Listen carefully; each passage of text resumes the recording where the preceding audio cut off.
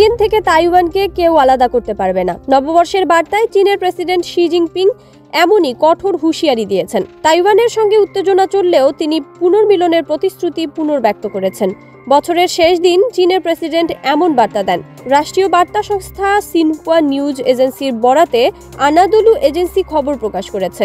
চীনের president Xi Jinping 31 December 2025 সালের নববর্ষের বার্তায় বলেছেন, কেউ তাইওয়ানের সঙ্গে চীনের পুনর্মিলন ঠেকাতে পারবে না। তাইওয়ান প্রণালীর দুই পাশের আমরা চীনরা এক এবং একই পরিবারের।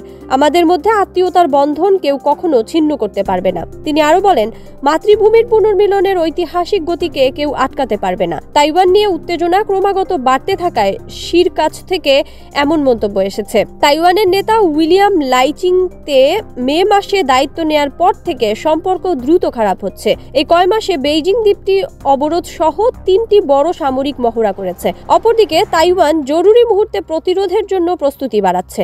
তারাও বিভিন্ন ধরনের সামাজিক অনুশীলন করছে।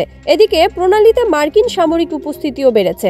গত মাসেই একটি মার্কিন গোয়েন্দা বিমান প্রণালীটি চক্কর দেয়। এ নিয়ে তাইওয়ান, চীন ও যুক্তরাষ্ট্রের মধ্যে উত্তেজনা ছড়ায়। অবশ্য ওই ঘটনা দেশ তিনটির সামরিক বাহিনীর বিবৃতি আদান প্রদানের মধ্যেই সীমাবদ্ধ ছিল। চীন তাইওয়ানকে একটি বিচ্ছিন্ন প্রদেশ বিবেচনা করে, অথচ তাইপেই 1949 সাল থেকে নিজেকে স্বাধীন দাবি করে তা বজায় রেখেছে। ডোনাল্ড ট্রাম্প 20 জানুয়ারি মার্কিন প্রেসিডেন্ট হিসেবে দায়িত্ব নেওয়ার জন্য প্রস্তুত হওয়ার কারণে বিষয়টি এখন মূল আলোচ্য বিষয় হয়ে দাঁড়িয়েছে। কারণ এই অঞ্চলে বিচ্ছিন্নতাবাদ ছড়ানোর জন্য চীন বরাবরের মতো পশ্চিমা শক্তিকে দায়ী করে। ডোনাল্ড ট্রাম্প তাইপে নিয়ে নতুন সিদ্ধান্ত নিলে পরিস্থিতি আরও ঘোলাটে হতে পারে।